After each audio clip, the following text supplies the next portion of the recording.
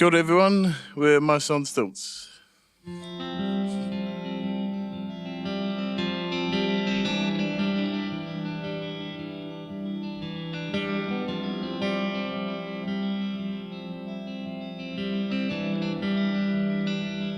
So I stand by the edge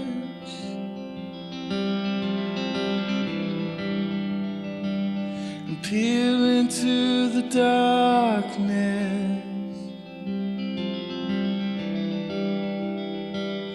There's a thief in the air.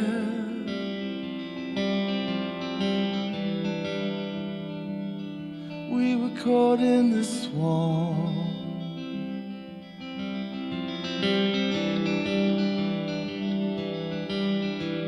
The edge of the garden is far too close.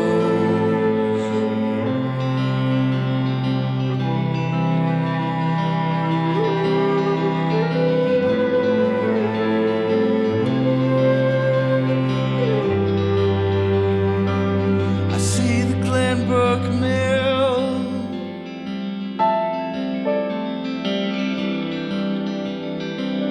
I see my bedroom window.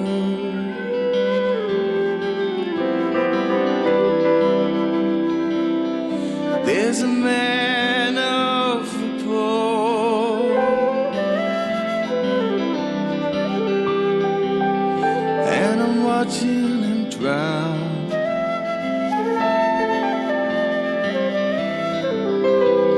She stands at the mouth of the bed,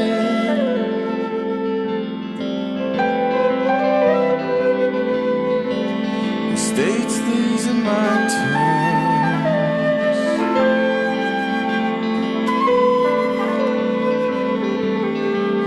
Oh Lord, I know the drill.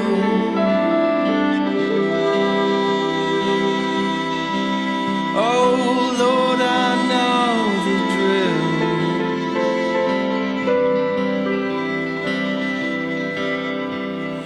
The edge of the garden is far too close.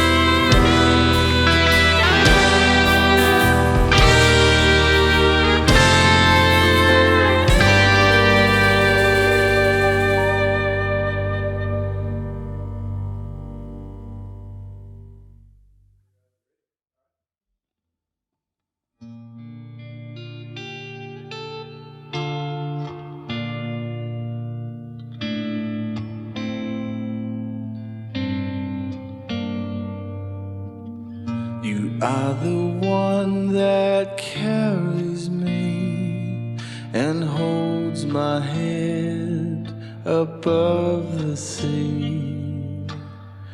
There is a dove looking overhead with your name engraved on its quiet vein. How can I praise, how can I have faith when the ones I love live so disgraced? I tried to see everything your way, but the facts don't change, the hope don't come. When will we see the day? We built a life down by the cross, but my confidence wanes, my prayers unheard. Every day I want the best for you, a home, good friends, and a life well lived. All of your hopes and fears are here in this box upon the window pane. There is a rope hanging from the sky, it's calling me, this is no way to be. When will we see the day?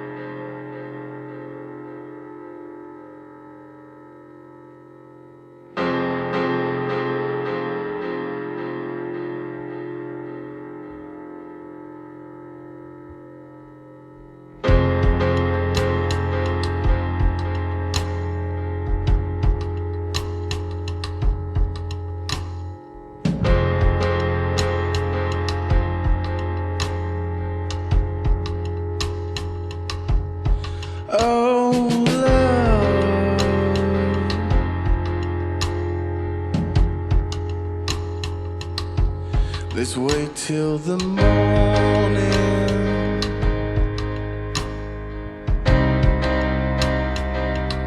Then say goodbye.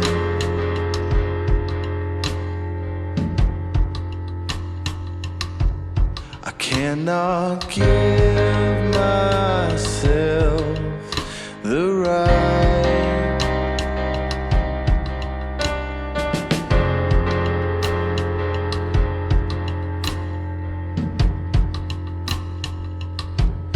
but that don't matter, not to me. Just walk away.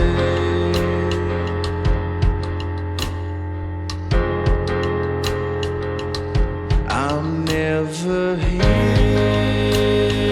with you.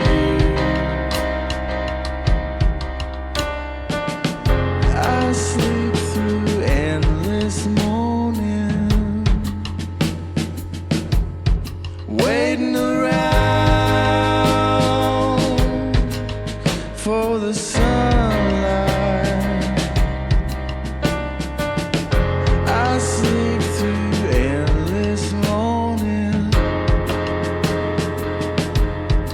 waiting around for the sunlight to pierce my eyes.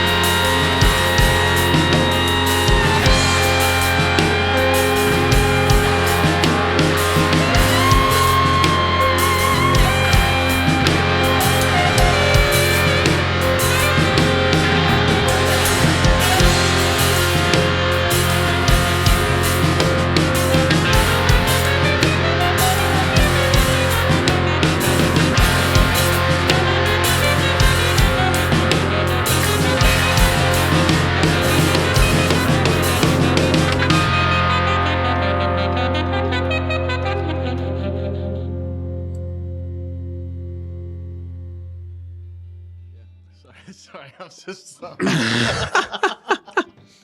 okay.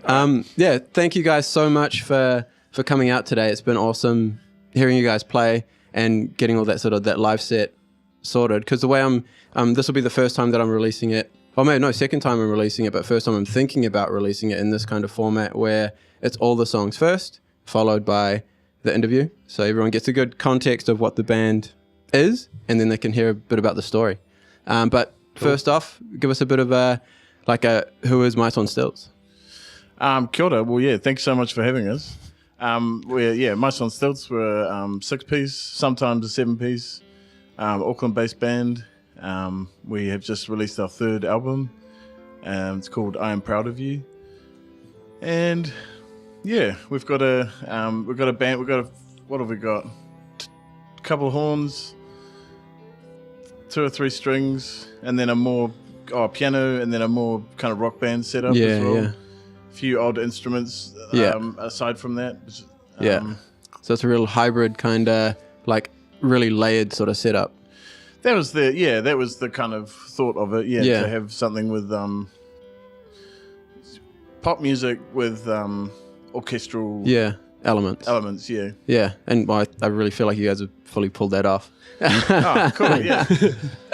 Now, like because the first time that I ever saw you guys was opening for Anathema. I think we figured it out was back in 2016-ish, and it was just after the EP had been released, just before Hope for a Morning came out. I think it was about that timing.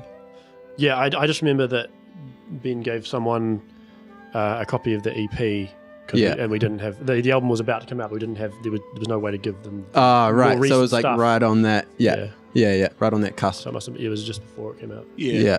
And I just remember seeing that because that was more of like an acoustic-y kind of set. It was a bit cut back. Well, they asked us, because they were doing their tour, but it was all acoustic. Yeah. So they just had 2 of them. Well, 3 of them, and they wanted support bands that would adapt their style to acoustic. Yeah, so but it was fun to do that. Yeah, and that was my first exposure to you guys, and I was just kind of a bit hooked from there. Just with because it was, as far as New Zealand's concerned, it wasn't a sound that I'd really heard people doing much, as far as like in more of like a, I guess, accessible kind of way. Like there's some of those elements out there, but it's not as it's not as much about sit down and like repeat listen kind of situation. Like you can hear it and it's like, oh cool, that's really cool. But what I found from you guys, I could just like dive into it. Do you approach your music as far as something that people can like, because there's so many layers, that you can like listen to it again and again and again and always hear different things? So this is my own my own take on it. Come into the you can turn it to I think, maybe Charlie should answer this one as well. But my own take on it is that, because I like listening to a lot of, prog rock and that kind of stuff. But I always find the bits that I really enjoy the most are the pop parts of those songs. Yeah. You might have an outro that has a really great hook and that kind of thing. And so we just have less of the prog. Yeah. Less of that stuff. And I don't know if that makes sense. Yeah. Yeah. And that's where that sort of like catching kind of like hook can really come into it, because a lot of prog stuff you can't necessarily, it doesn't have that thing that really like repeats a lot of the time. You need to sink some time into it, but there's a obviously a lot of value to that, but, totally.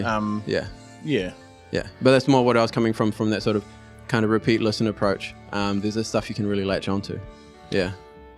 Yeah, in terms of in terms of a production side of things, a lot of the time, I spent a lot of time just tinkering, just adding little bits and pieces at home all the time, and we kind of just would just be chucking random layers of stuff over and over, and each time we'd do like a session with one of the band members as well. It was often just like do a couple of takes of just improvising and things to sort of add layers like that. So there's quite a few, just there's a bunch of shit in there that is just sort of probably nice for a second on a repeat listen. It's Yeah, I also found it hard, like when we were going through the mixing process, Yeah. there were little elements that I'd gotten so used to wanting to hear, and they wouldn't make it as strongly in the mix or something, and but it's like no one even is listening. Regardless, it's Sometimes with the mixes, knowing what you can get rid of, not just trying to find ways of adding more things, but then you can kind of get married to, like you're saying, these little tidbits where getting the outside influence from everyone else hearing it, they're like, is that needed? I know you love it. If you're willing to die on this hill, then we can keep it. But 100%, if we can pull it out, we maybe should do that. Yeah, there's a lot of stuff still buried in them somewhere. It probably there's peaks out every once in a while, but a lot of the elements in there. Because what's the sort of most tracks that was on one of those songs as far as layers that you can remember? Say from the new album. Yeah, it would have been like they averaged about 50, 60 tracks. Yeah, that's hectic. Far out. A lot of that's just like a single part, or bits and pieces. Although I mostly tried to streamline that a bit. Yeah, probably around that. Far out. It'd be a lot of strings though, eh? Yeah, a lot of that was like multiple of the same strings just to get a fuller sound. And all that kind of thing, or the doubled guitars and all, like there was a lot of that's not just individual things; it's just doubles. I think it's good to have a lot of just random little extra stuff in there like that, because it does give interest listening later on, and it's something that you don't necessarily need to recreate live to give the experience, but because the recorded version is going to be there forever, it's much better to do that and just have for all that this one extra stuff in there. And treating the recorded and the live as like two separate things, separate experiences as a whole, because it's just like a full energy transfer between performance and sort of audience, and the other is like just digesting, and nowadays digesting kind of content, but digesting the intent that the artist was trying to put out with a particular song. Because it's like, especially from a vocal standpoint, there's definitely a lot of like emotion coming out from a lot of the lyrics and the way that the lyrics are delivered. Do you approach that from like a poetry standpoint, and then transpose that onto music, or how do you kind of go about it? I think so like for me, my absolute favorite part of this band is writing the music. And then followed by that, probably playing with the guys in this band. The lyrics are not a song might be made up of like 3 or 4 different themes that are happening in my life at one time, and it's just about getting emotions out and feelings out, and I think it's healthy. But I don't not necessarily a song is all about one thing, and quite often the songs they existed for a long time as just like a first verse and chorus, right, and then you repeat that, and then it was only like quite late in the production process, quite a few of them we were actually like going through and a second verse, and recording your second verses and stuff. I mean, definitely the singing, like I really enjoy singing, but the a lot of some of the lyrics on the album were kind of came out with quite late in the game, but I really enjoyed like vocalizing. Well,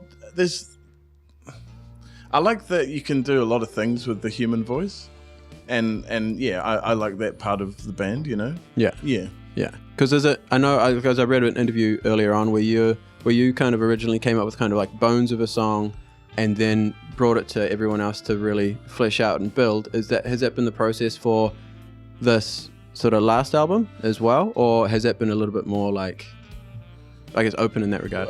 It's a bit of half and half. Okay. Like, so because this was a lot of this was written in lockdown. Oh, right. Or it was like I wrote it at home. I did a demo and then I sent it out, and for a long time we would play the song like that. Quite a lot of the songs we had to learn for the first time to play them. Like there was about 3 or 4 that we kind of created as a band. back when we used to play together. We've kind of come back to that now, but there was a period of two at least years where we didn't actually play anything together. Yeah. And it was all just written in the box, really, eh? Yeah, just at home on repo, and then just send it and, you know, see what people think. And I've actually started doing that again, which is really cool. I'm like enjoying that a lot, But, I mean, the songs change heaps. From concept to out to the sort of end release. Very much so, and I think, like, you know, that's the part where, like, I enjoy the instruments that are in this band. I enjoy the people that are in this band. And I'm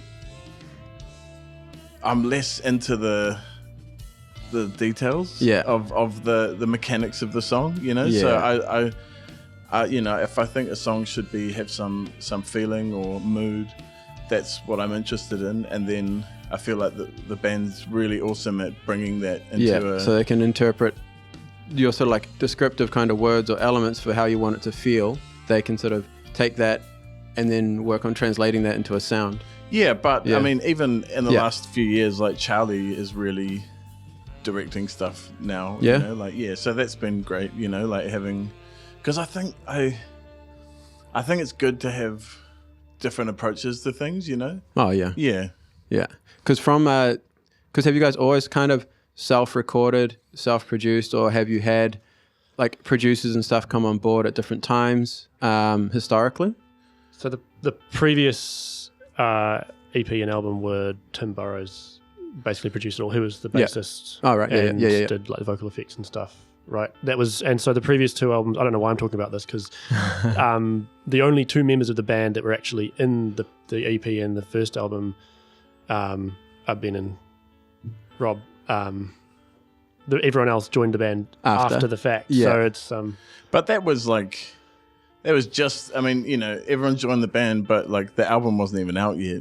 No, we sort of most everyone joined around in 2015. Yeah, right. But it was after everything was fully recorded. And so this is the first one everyone's actually been part of that process for. So I mean, I don't know why I'm answering this, because you talk about it since you was here. That's I think both times we recorded, like after we recorded the first EP, pretty much everyone left straight after we recorded it. Right. And then we got a new bunch of people on board, and then they all left just after recording the second album. Yeah. So we should probably like split. Yeah. If you're going for a consistency point, yeah, there's a theme here. I don't, but that's not, you know, I think that's so not where we're at, you know. We're kind of in the opposite.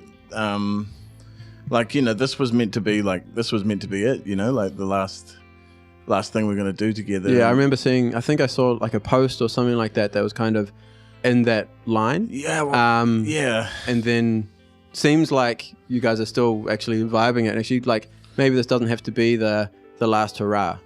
Well, Tim, who plays bass in the band, not the same Tim, not Tim Burrows. Yeah. Tim, the previous bassist was also Tim. But, but another pattern. Seeing. He, like, after our gig at Wine Cellar, I dropped him off to his car, and he was like, "Do we have to like stop being a band?" You know, like, what? And then he said to me something which kind of clicked in my head. He's like, "What if the next 3 years are kind of like the last 3 years, you know, and we just kind of chip away at something and maybe do something here and there, but it's not like this, we're a band that has a practice every single week." And, you know, take a lot of that kind of the stress out of it, keeping it creative and keeping it fun without having that grind aspect to it. Yeah, absolutely. Yeah. Because especially a lot of things... anyone who like funded us in the Kickstarter hoping that we'd stop, we can probably just refund them. Annoyed that let's help them get this out so they can call it a day. I'm not sure, but it's definitely, it's a lot of fun at the moment, you know. So and you know, we have talked about things that would be cool to do. Like, it'd be nice to do a gig of covers of, like, you know, Kiwi. Yeah, we've been discussing doing releasing an EP of covers. Nice. Just because there's a couple that part of the Kickstarter thing to fund this album was one of the rewards people could choose from was get us to record a cover of something, and there's been a couple of those, so we've almost finished a couple of them. It's just finding the time to do the last bits of recording. Yeah. But yeah, we'd end up with 3 Yeah. or so, and we could do a couple more of just songs we've done in the past or something that we've been talking about. So we might release an EP of that kind of stuff, just for fun. And just doing it in your own style. Yeah. Yeah. Just making it. Yeah. Yeah. What kind of songs would be on that potentially, theoretically? Well, Is that a secret? I mean, yeah. No, you can. One of the Kickstarter suggestions was It's not a suggestion. Sorry. Firm commitments. Yeah. Was Never Gonna Give You Up by Rick Astley. Which is it's gonna If you could pull that off. it's a in a hard one. non-meme kind of way. It's It's a crazy song. yeah. I think the plan was to do it in like 17/16 or something. Just go like full balls to the wall. Just lean prog, right into just it. Like just absolute wank. Right. Yeah. Oh, yeah. Big time. Yeah. You can just add in the extra beat in post though. So I'll just play in 4/4. Yeah, so that you Yeah, don't have to worry yeah, about that. Yeah. So then you're not there just thinking and Yeah. counting every time you're trying to. And the other one was Nothing Else Matters. Was the other one that and there's actually a third one which is a cover of a band called Scarf. Mm-hmm. The song's called Wraith. So Wrath, we're doing that one Wrath as or well. Wrath. Wrath, yeah. Wrath, yeah. How do you pronounce like WRATH? Roth or Wrath? Wrath. I say it as Okay. Wrath. Right. Yeah. Yeah. I've got Wrath. Yeah. Unless I'm reading Lord of the Rings or something like that, then it's like Wraith. Wraith, yeah. That's got an I in it though. Yeah. Yeah. Yeah. True, actually. Sweet. Charlie's a teacher, so he's kind of going into teacher mode. Yeah, teaching what? Music. Yeah. But this is becoming English, which I would never want to be an English teacher. No, you're doing okay with it so far. Okay. Yeah. Just mainly can speak English. So with the time frames of things, because obviously, like, it's been a few years since, like you're saying, since you guys last played together. Oh, like prior to releasing the album and prior to the previous album, was there an original plan as far as, okay, cool, we've just put this album out after Hope for a Morning, let's do this, that, and the other, and then in 2 years we'll release another one? Or like, was there anything like that, like as original plan? We were always kind of talking like, Yeah. oh yeah, cool, we'll like get together and record this album like next year. And it was like, so I went to rehab. Right. Yeah. So that's what happened. Yeah. And I think it really, I think it did a lot of like, I got myself into a really bad place, and I think it just killed a lot of the steam of the band. Right. Like just that we've just released the album, and then I had to do something, so I went and did that. Yeah. Yeah. But it still took me a couple years to actually stop drinking after that. Yeah. But so that's kind of, I think, like the fuck up on my part. Excuse, I don't know if we're allowed to swear Yeah, you on this, can. but Yeah. that's what happened. Yeah. And I think it just took a lot of steam out of the band. Yeah. And I'm just really happy that we've made another album, you know? Yeah. Yeah. Did you find that, like, obviously you don't have to talk about it if you don't want to, but like being within like a music scene where you're playing at bars or you're playing around people that are drinking and things like that, did you find that was, I guess, initially a bit of a trigger, and then following something that you felt quite hard to kind of err away from it all? Yeah. Yeah. Absolutely. You know, like I didn't go to any bars for a couple years. Yeah. you were quite worried about. I was the really release worried gig, about right? this Just gig. doing- Yeah. I was, like my girlfriend came with me, and she was real supportive the whole night. The whole band was real supportive. Yeah, I was scared. I was scared, you know, because I think for me, alcohol became really part of my identity in the band. Like, oh yeah, you know, like it's easy to go and play a gig because, or it feels safe because you're drunk, and it's not like, you know, you got this protective armor. Yeah. But actually going and playing songs about how you feel when you're sober is really quite vulnerable, you know? Yeah. And so I was quite scared about it, but it was a really great night. Yeah. Yeah. Because that one ended up selling out, Yeah. Yeah. It was a full house, and like it's really awesome energy in the room, and I think, I reckon we played well. Yeah. Yeah. Yeah. And because you got another, this is going to come out later, but you've got another, what have you guys got coming up shows-wise? We're playing Wine Cellar tomorrow night. Yeah. Wenny. Hey? Wenny, isn't it? Well, yeah, I guess it is Whammy, yeah. It's it's one of those, it's got Wine Cellar, Whammy Backroom, and Whammy, and it's for May Day. Oh, yeah. So that's organised by Unions Auckland. This is in the past for those watching. Yeah. But apart from that, we want to do a gig in a church. So I actually got an email back yesterday from someone about that, which is good.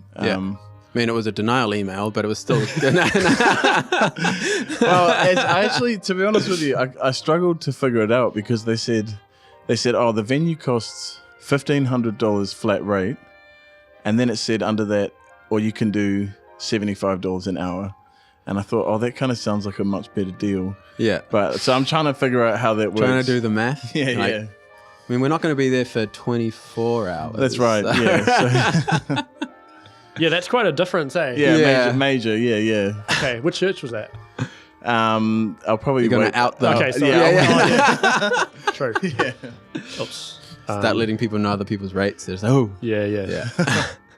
From a visual component, as far as the band's concerned, there's say if you look onto YouTube and things like that, from music videos or things like that, you've done a bunch of live kind of releases that have been put out, but more from that, do you find, or have you wanted to put a bit more sort of visual element around your music, but haven't necessarily found a way to approach that? Or is it just something you just say, oh, no, don't need, not quite us? I don't know. I feel like none of us are just that into it or have the drive to do visual stuff. Yeah. Are you meaning in a live performance situation? No, from music videos and things like that. Yeah, we kind of talk about we should do a music video for this, and then we released the song and forgot to do a music video. It's just a whole nother discipline that takes a lot of effort to do something really good. Yeah. And it's just we're all quite lazy, so it's. I think, and the other thing is it's money. Yeah. It's and I think you need to decide where you put your funds. It would be good to do some kind of just little visualizer stuff, even just so that on YouTube when you're watching it's not just static. Well, I actually have on that note. on that note, smooth segue. We have a fan in Poland, and he made videos of all of the songs from the new album. I think he might have done every song we've released, actually. He was asking for some lyrics. He was asking for lyrics from the EP, so I think he might have done every song, lyric videos in Polish. Really? So, yeah. So, I think he's put them out already, but that's... Yeah. He that's messaged awesome. us. It's cool, saying yeah. he'd done this. It was super sweet, and it's they're actually really nicely made lyric videos. Yeah. He's used these AI generated images that Rob did. That we've been kind of putting out with the lyrics and Ben's write up for each song. Yeah. We haven't got through all of those yet, but that's been some really interesting content. It's just something cool to have. Yeah, out there, totally. Yeah, but then he's made them for us in English as well, so we might actually put those on our YouTube channel. I think it'd be better just to have the Polish ones as the only official. Yeah, I can't. I mean, that would for a lot of people that would end up just being a visualizer. Yeah. They're not necessarily. It's been cool. They might learn a little bit of Polish. Yeah, he's a really sweet man. Yeah, that's amazing. I've been messaging him and said to him hey, thank you so much, and I really hope the Polish people enjoy our music, and God bless you and everything. Yeah. Do you remember his name? Do you want to give him a shout out? Adam. Yeah. Adam. Yeah. Thank you, brother. Yeah. Yeah. It's cool having that kind of reach with music as well. It's not just put it out locally and it's only a local audience. Especially with how things are digested nowadays, it's a lot easier to reach these people all over. You'd want to get to a point where you could play for those people as well. I mean, that'd be great. You know, but I mean, again, there's a cost thing, and just is it actually the right time to do it? And when there's 6-7 people that all have lives. That's the thing, is that and kids, it's I don't know, you know what I mean, because I saw there was historically there were talks. I don't know if it ended up happening about going to like Europe or UK or something like that? We kind of shortly before we did Hope for a Morning album, we were talking about that. But I don't know. I mean, it's a lot of money. And realistically, you might go and play at like a showcase. Yeah, cool. Oh, do you want to just say, sweet? I'll just say, I just got to shoot or something. I got to run. Sorry. Yeah. Thanks for having me. Yeah. Peace, man. Cheers. Yeah, we'll see you tomorrow. Cheers. Yeah, I mean, like realistically, you're gonna play at some showcase, in front of maybe, at most 20 industry people, and it's just, you know what I mean. Like, I'd rather just we make music, put it out there, and play at the Wine Cellar. Yeah, and that keeps it a bit more casual. Like you guys are talking about going, like when you're saying you're talking to Tim, being like, can we just keep doing this? Like we have over the last 3 years. Yeah, and just keep chipping away at that kind of thing. It's like a cathartic kind of simple release, as opposed to, like you say, regimented weekly practices. Yeah, absolutely. And like I think it's just fun. It keeps the fun to it, and you can have these little projects that you want to do. Like Charlie mentioned the covers album or EP, and do a gig in a church. These kind of things that you want to do. My only thing is I just don't want the band to like peter out. Yeah, I just want it to have keep doing something. Well, whenever it finishes, it just be like okay, this is our last show. Like not like, some. I mean, I played in a couple of bands that you just kind of forget to meet up for practice. And then that's it. So there's no real like end. Yeah, that's right. Yeah, it just kind of never finishes. But if that Wine Cellar show was the last show, do you feel like you would have been comfortable with that, or is that still there for you as well?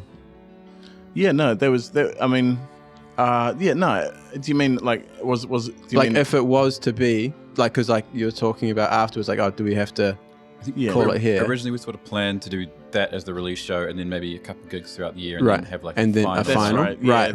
Towards the end of the year, a bit bigger. Yeah, because we have to go and relearn more of the older songs. We haven't played them in so many years. We're like, let's just do it a bit at a time. Yeah, and then, but if we'd actually build up like a proper last show, but we'll see how it goes now, I suppose. Yeah. Well, hopefully it's not the end of the run. We'll see how we go. Like it could just be, You can just do like Elton John and say this is the last tour ever, and they're like, oh no, sorry, this one. Psych. Thanks for buying the tickets to the last one. Can you buy some more to the next last one? There's a few of those going on at the moment. Yeah. But you can't blame them though, really. Like, I guess that a lot of those guys, they must just get so bored, and then like, oh no, okay, we're going to do another one. Yeah. I mean, because they've been doing it for so long, it's just like when they stop and know that there's not another thing coming up, that I wouldn't want to know what's going on inside their head after that, because that would be such a weird flip. Yeah. I remember watching some interview with I think it was Meshuggah, and the guy said that, like, they play this like super tech metal kind of, and they said that they don't even practice, like they just don't I guess they don't need to, like they've been doing it for so long. Like they might they come to do a show, and the first show of the tour, maybe they have a little rehearsal on stage, but that's it, Far out. They just know their set list, and that's wild, eh? Yeah. Especially when they're playing stuff that's as technical and kind of weird as what they play, and how tight they play it. Yeah, I know. Yeah, that's what ends up getting me. Yeah, I know. It's just wild. Their like whole thing is like click, start to finish, completely planned out there, right? Like there's no jams or improvisation. It's just like that's the set. It's all completely planned. All the changes are happening. But I think a lot of big bands do that, but it can be nice to have some flexibility. Yeah. If you just want one kind of like thing just to extend a bit longer, you can just sort of feel out a jam section. For a while. Do you guys do that much live? We just kind of jam out a little bit. I think usually we tend to have some kind of element, because usually at least a couple of songs on the album, or whatever we're playing, have like a droney section. Yeah. And that just becomes like sort of a feel it out live kind of thing. Yeah. And then maybe extend it a bit if we're feeling like it. Or... Yeah, that's I agree. Like there's some parts that are there's a couple of parts that we might kind of jam on for a bit, but jamming, like there's too much of there is such thing as too much of a good thing, you know, like you can, because that can lose an audience if you do kind of like get too into it, as far as like the band gets too into it. Yeah. I think we've never done any full like jam sections. Yeah. But just sort of like elements that you've kind of played around with. Just a couple of bits and pieces. And yeah. But yeah, no, it's fun to do like in the rehearsal room, but the gig's a gig. Yeah, I think so. Yeah. You got to have your song and yeah. Because how was it getting some of your, because who'd you have open for you at Wine Cellar for that show? So we had Chris Dent from Albion the Wolves. Yeah. And Speech Act Theory. Yeah. Speech Act Theory, yeah. Had you played with both of them? I know you played with Chris before. Chris, but not with Speech Act Theory. Oh, cool. Yeah, I really like their music. Yeah? Yeah, definitely. Yeah, everyone should 100% check them out. And obviously, you know, Chris Dent as well, if you haven't already. Albion the Wolves. But, they're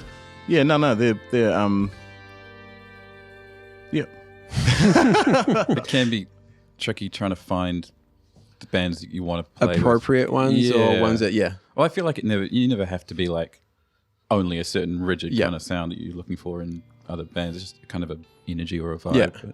I'd still like to do gigs with like metal bands, to be honest. Like I'd really enjoy that. Well, that's one of the things that like really pushes a band, is to try and win an audience that's not theirs. So if you're playing with bands that are similar to you, the audience is kind of already yours in a way. You don't have to put as much, I guess, effort into that part of it. But then to really, if you can start to win over other people that aren't quite, like sort of you're not quite their vibe, but then they're like, oh, actually parts of that I can really dig. Like me, for example, like getting into, again, that Anathema show, Josh wanted to go. And then I was like, yeah, cool, I'll come along. And I just was, it's not necessarily the music that I would have dived into at the time, but that hooked me. That was one of my favorite gigs I've ever played, I think, because it was like King's Arms was fully packed out, and we were afraid that, like, because we were doing a quiet little set, we were going to be like, oh, everyone's going to be talking over it, and it's going to be like, but everyone was like completely silent and really attentive. And like captured with it. Yeah, it was amazing. Yeah, I miss that place, man. Oh, yeah. I was talking to my friend Aaron, who works on the show and stuff as well, yesterday, about how much of a hole that King's Arms not being there is left in the scene. Yeah. There's nowhere that people go just to go and hang out, no matter who's playing. Whereas, like, it doesn't have that quite that same vibe. Where King's Arms, you'd show up on a Wednesday night, like, I've got nothing else to do. King's Arms is going to have something on. I'll just head out there. And generally, there's a bit of a crowd of people that you'll know. If not, everyone was super friendly. Yeah. And you could engage with people, or you could just chill out in yourself and watch and listen to some music. Yeah. And they had like they also kind of had a, like you might call them up and say, hey, we'd really like to play at the King's Arms. And they're like, oh, okay, we'll put you on like a Tuesday night, and you kind of work your way up to the sacred Saturday night at the King's Arms, like. It was the right size venue for a lot of things. Well, we don't really have that, do we? Because Galatos would be a lot bigger, wouldn't it? 1,000. Yeah, so yeah, that's 1,000 to 1,500 if you're like shoulder to shoulder. Yeah, that's massive. That's King's Arms are smaller than that. It was great to see a lot of like international acts at that small of a venue as well, that you probably wouldn't be able to see in most places in the world. Like, I think I know so many bands I saw there. I saw August Burns Red play there. Yeah. And that was like, was that good? It was intense. But it was epic being that close and amongst it all. That would have been awesome. That was so good. I saw Dillinger Escape Plan. That would have been hectic. Yeah. I think twice at that venue. Yeah. Not as much space for them to run around and like break shit. Yeah, they're kind of. They still try. Godspeed You Black Emperor. Yeah. Neurosis. Russian Circles. Just so many bands. Yeah. Yeah. But yeah. It's cool they kept a piece of it. I think it's at the Auckland Museum or something like that. Really? Yeah, they kept one of the toilet doors or something like that, which had a whole bunch of like stickers and scratchings and stuff on it. Just as like a a piece. Yeah, I didn't know that. Yeah, So I think it's there. Yeah. Well, I guess, I mean, you'd kind of hope that some of it would have been preserved, because it was a pretty important... I know they were selling off a bunch of stuff. Yeah. Like as memorabilia. I know some people who've got a bunch of the PA speakers and stuff. Yeah. No, I definitely miss that place. Yeah. Yeah. R.I.P. Yeah. Yeah. And I'm just waiting for, not that I'm in Auckland anymore now, but for a venue to come up. And it's hard nowadays for venues to get a space or to be allowed to operate the way that historically was a bit more sort of like a bit easier from like a noise constraint perspective. From a parking point of view, like King's Arms was good. It had a decent amount of parking right there. You were still in town, but you weren't like center of town. So Wilson's parking didn't fuck you up. Yeah, honestly, fuck Wilson's. So yeah, I'm waiting for a venue to come in like that. What have you got in Dunedin? Well, I've only been there 5 months now. Okay. But there's Dive Bar, which is about 150 cap. That's the only one I've been to so far. But there are a couple through there. Cool. I'm not too sure what the rest is. I'm still getting into that. Getting through it. Yeah. The good thing about when we used to, I think we only did like one proper tour, but getting to see some of the venues in other places, like Wellington's got some great ones. Yeah. I was there on Friday at Valhalla. Oh yeah. Oh, true. Who played at that one? Crooked Royals, All I Seek, Clamus, and Crooked brought over an Aussie band, Patient 67, Okay. from Perth. Cool. So they played last night in Whammy, and then Friday night Valhalla. Awesome. Yeah, Cool. It was a sick show. Yeah. Yeah, both of them sold out, which was epic. What kind of music is Crooked Royals? So it's like a progressive metalcore Okay. kind of vibe. Yeah, cool. So I still got your breakdowns, but then it does have more of that kind of genty kind of feel into it as well, with your big sort of pop style choruses. Yeah, okay. With guitar shredding all the way through. Yeah. I'm technically part of the band, but more from like a production behind the scenes kind of vibe. So yeah, they rehearse in this space as well. Yeah, cool. I noticed you had some t-shirts out there and stuff, Yeah. so yeah. Yeah. But no, it was epic couple of nights. Yeah. But yeah, being able to, they say you don't really get to know your band until you travel outside and play outside of your hometown. Yeah. When you are on the road with them, when you're like in some shitty accommodation with them and you're eating at 3 a.m, just trying to find some kind of kebab place that's open or something like that. Yeah. That's when you really start to connect with the band. Yeah. Was it 2014 we did our tour, like the I think only so. pop tour Yeah. with Outrun the Buffalo? Yeah. I think it was Space Creeps. Wanganui. Oh, yeah, Space Yeah. Creeps. Was it Space Invaders, the bar they had at Wanganui? That played at? It was a really cool venue. Yeah, it was awesome. Yeah, I can't remember what it was. I've been to Frank Bar in Wanganui. I don't think it's there anymore. Right. It's in the old bank building. Okay. I think we hired out. We got like one hotel room for like the 8 of us that night. Yeah, and we had to like sneak people in. Yeah. They said, "Oh, you only have There's like room for 3 people. room for 3." Yeah, that's right. And we had to just And then I don't want to pay for 8 people. Nah, Like, yeah. we went down to the river the next day, and Calvin Oh, man. from out in the Buffalo, there was like a rope swing. He swung off it and landed badly on his ankle, and like we didn't know, like he couldn't move it properly, so we called an ambulance.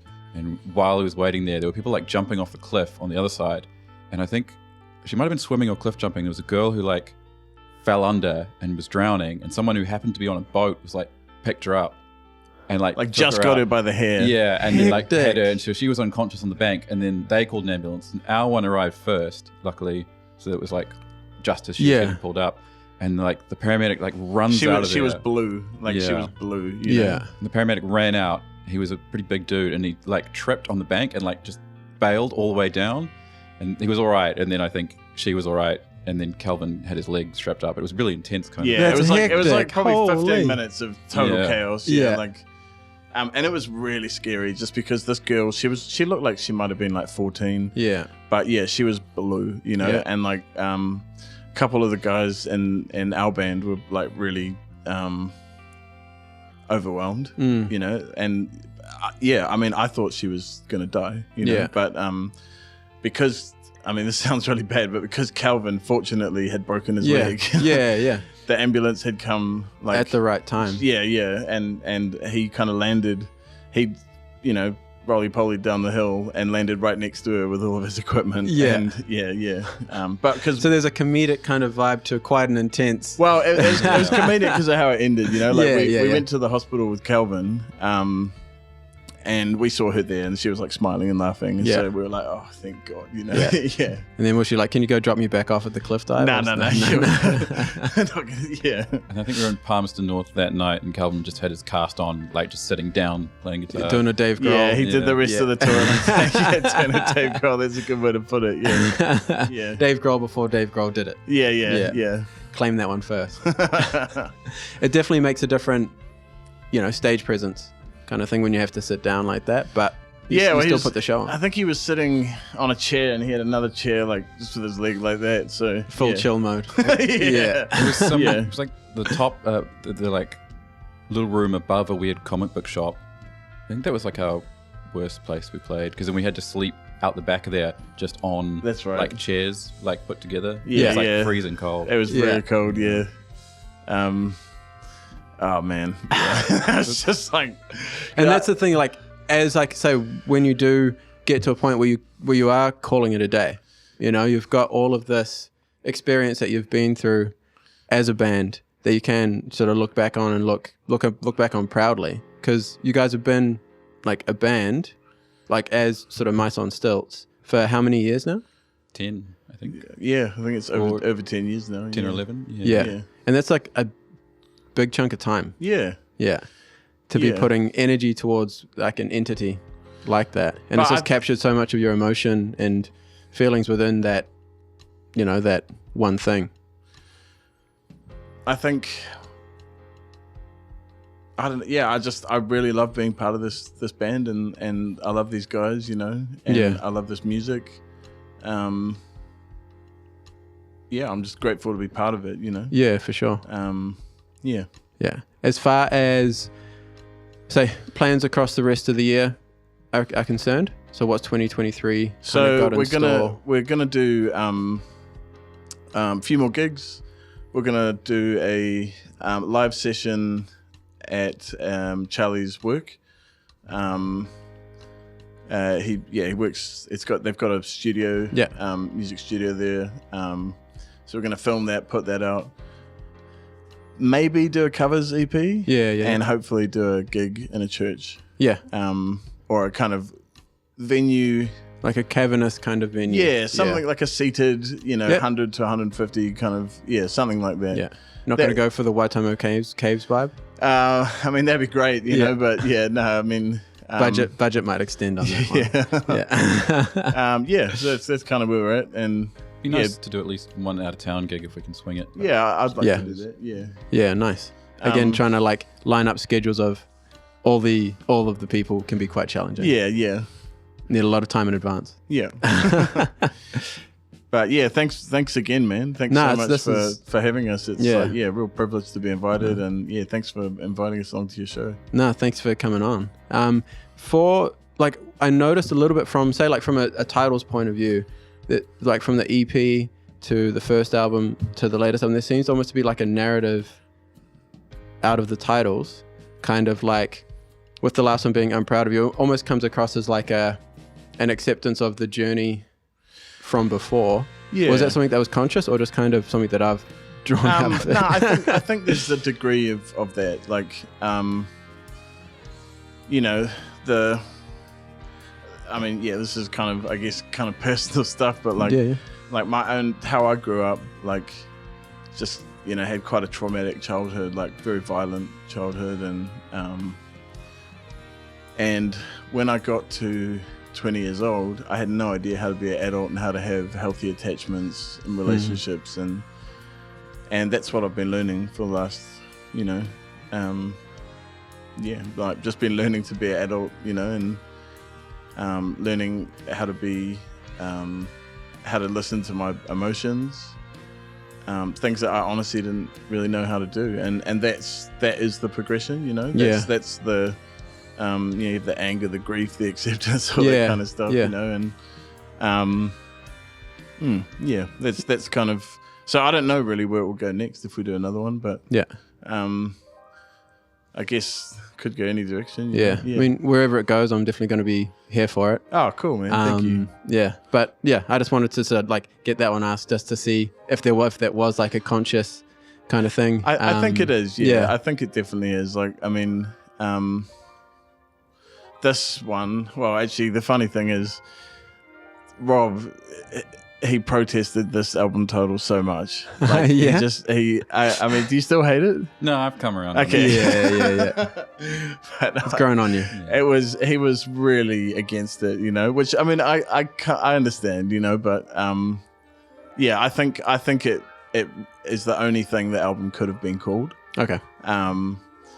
And yeah, it's something that you say to yourself or you say to your loved ones, and just about lifting each other up, you know? Yeah. And creating better futures for each other, and yeah. I'm just very against all that. So Yeah.